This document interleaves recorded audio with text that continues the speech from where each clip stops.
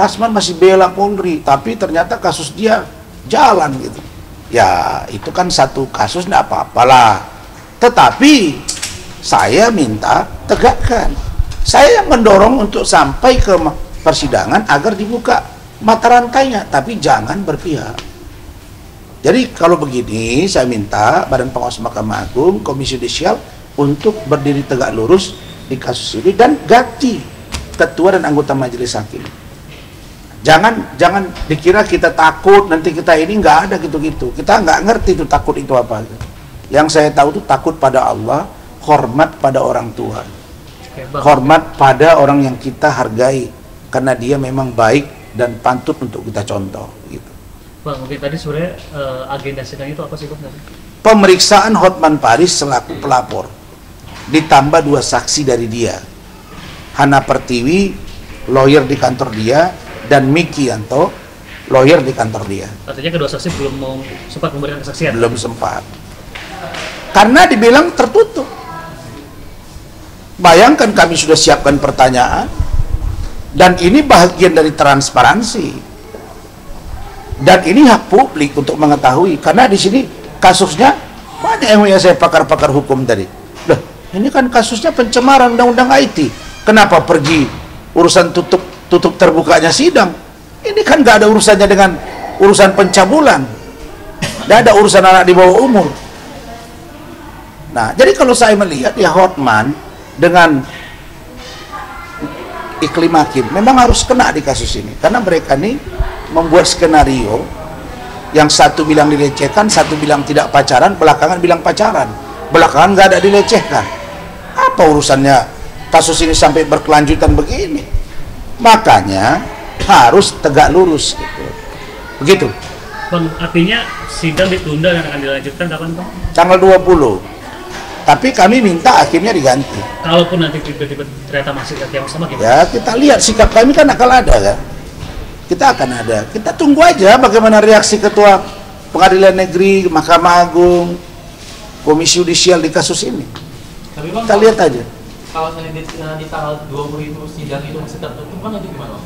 Ya, kan kami bilang tidak kan. Kalau dia mau bilang suka hati dia aja, sidang aja dia.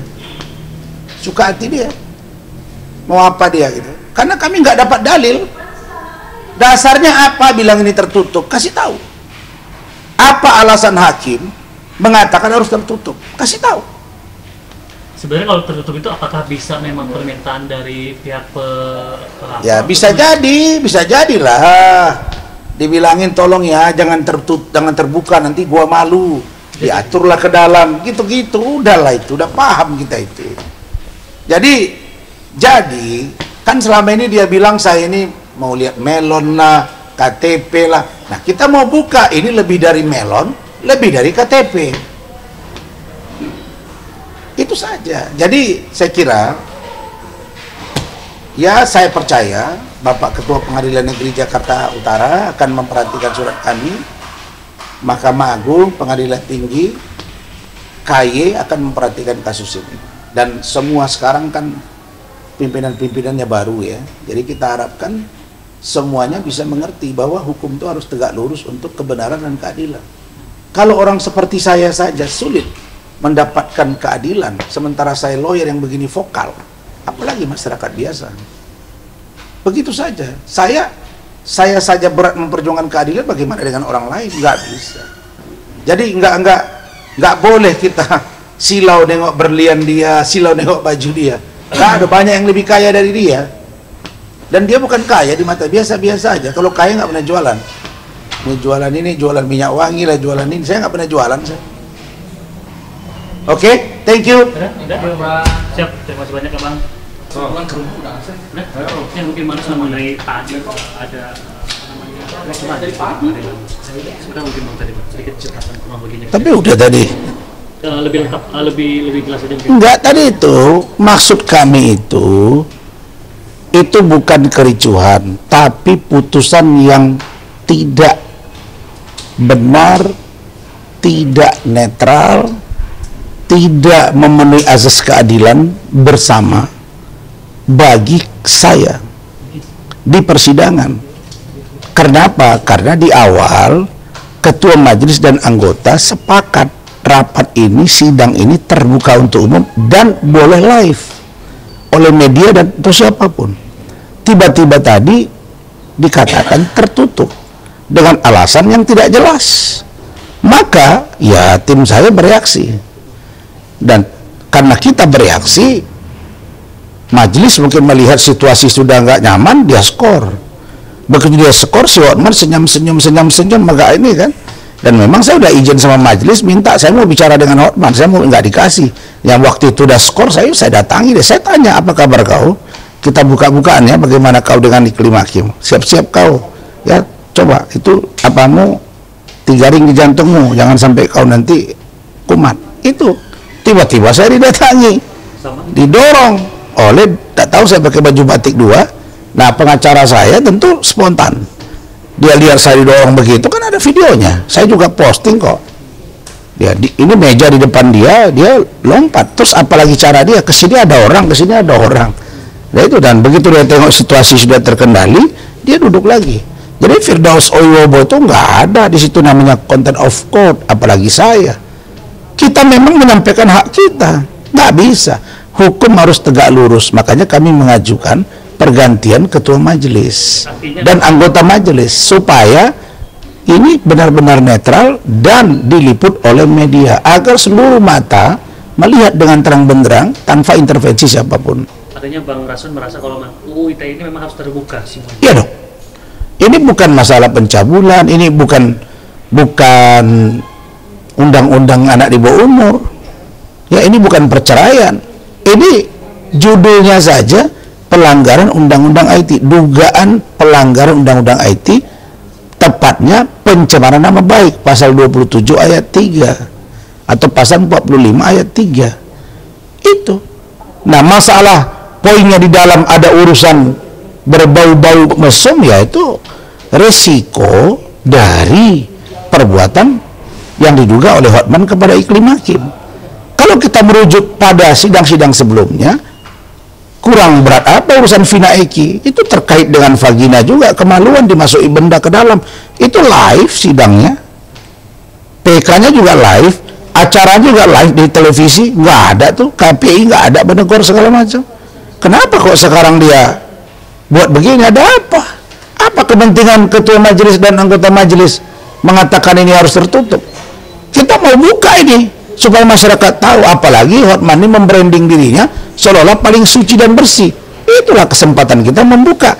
Apalagi di dalam BAP dia mengakui perbuatan dia, yang itu akan kita uji di depan persidangan.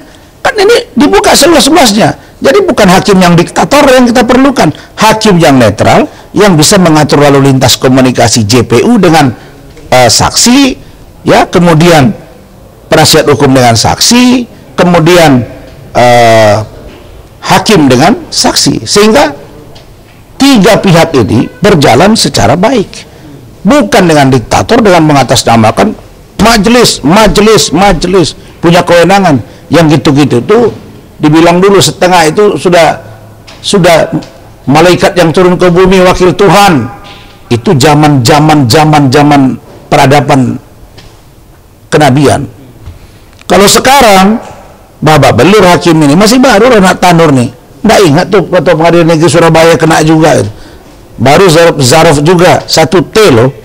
Jadi perhatian. Nah, makanya Pak Sunarto Ketua Mahkamah Agung berbenah sekarang supaya hakim-hakim yang begini jangan dikasih ruang untuk dia menangani satu perkara, karena akan merugikan masyarakat, apalagi saya penegak hukum loh judulnya ini.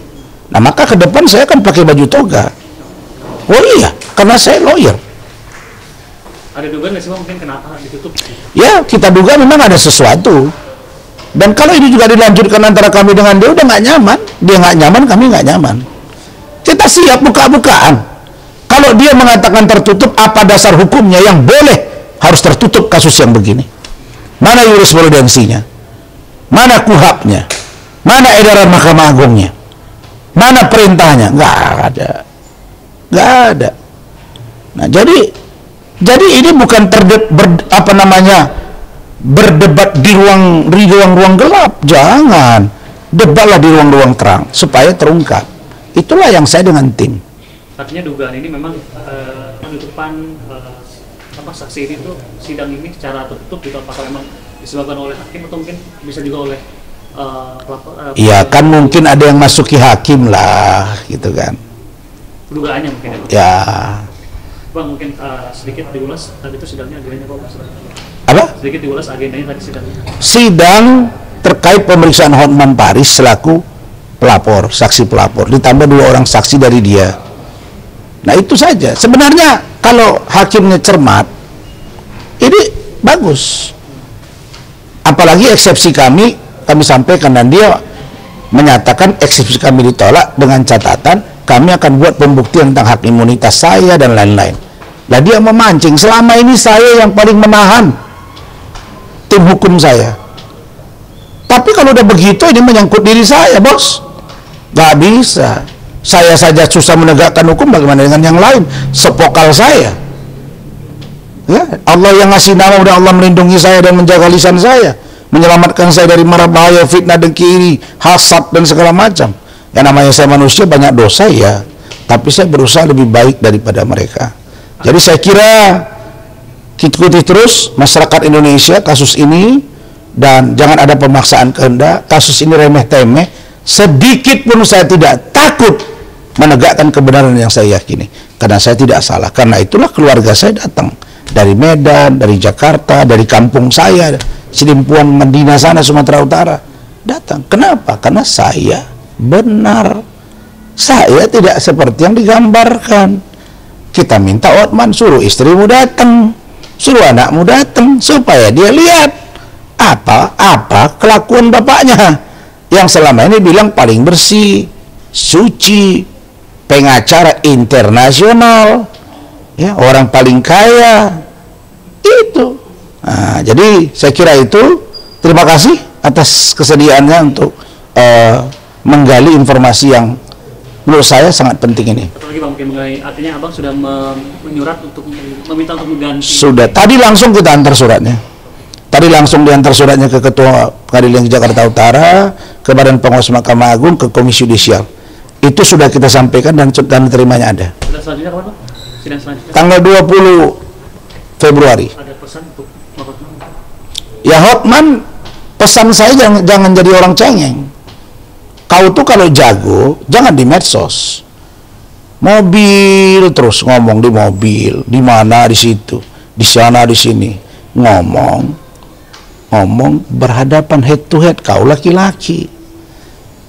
Nah, saya nggak layan ini kita Mirzani karena dia perempuan, tapi di hadapan ini saya laporkan. Tapi kalau Hotman, ya apapun kita gas, bos. Artinya saya mau buktikan kepada publik bahwa hukum harus tegak dan diperjuangkan. Itu sekarang ya. Hukum di Indonesia harus tegak dengan cara diperjuangkan. Tidak boleh ditunggu hukum sekarang di Indonesia nih. Diperjuangkan. Ibarat takdir itu dijemput, bukan ditunggu. Jadi kenapa? Karena memang sudah darurat penegakan hukum ini. Jadi caranya ya begitu meleset dia, kita langsung lakukan perlawanan secara konstitusional komplain. Kita komplain konstitusional, bukan barbar. Kalau barbar kita angkat kursi, kita lempari. Tidak ada itu. Dan itu dalam situasi sudah skors. Sehingga Pak Kapolres datang, kita ngobrol. Ya hakim tadi kita memang bertahan dengan pendirian kita. Ya, tidak ada yang rusak di situ. Oke, thank you. Terima kasih banyak Bang.